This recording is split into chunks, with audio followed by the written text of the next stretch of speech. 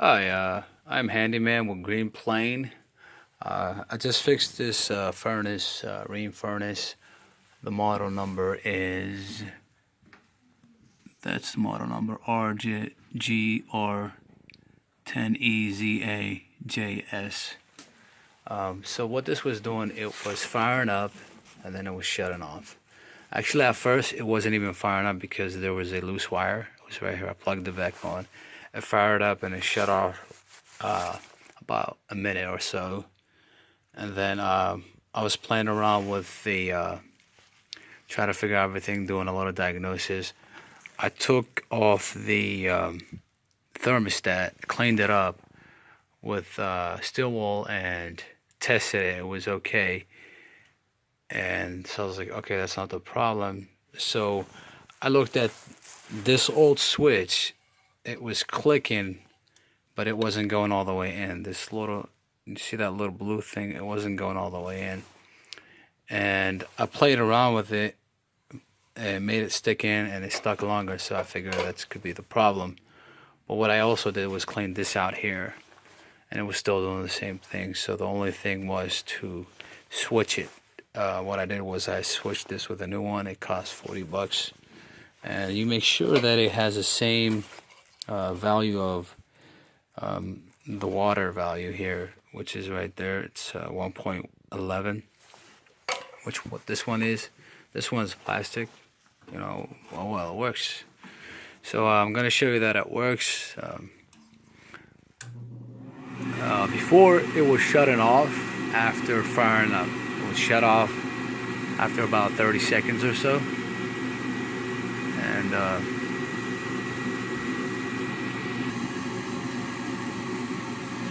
alright, it's about to fire up any minute.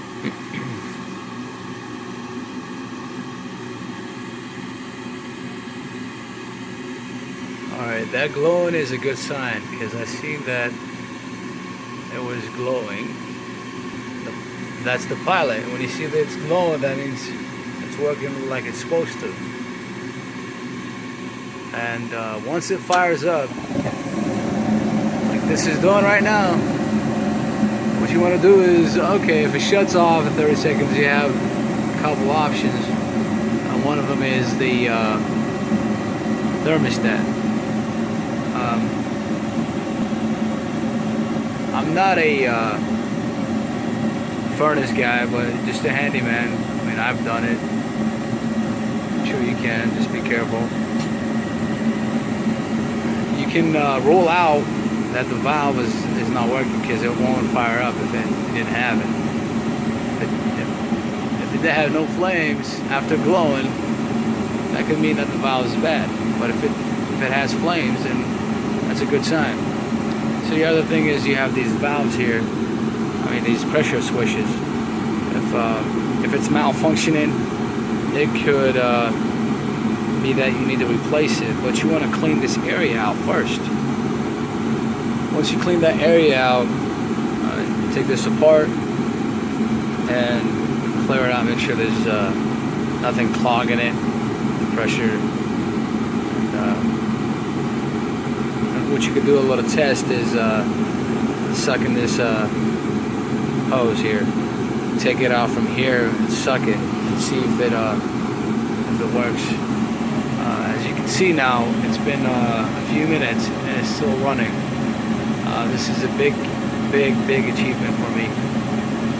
I was gonna call the professional furnace guy, but I just made myself a few $100 doing it myself.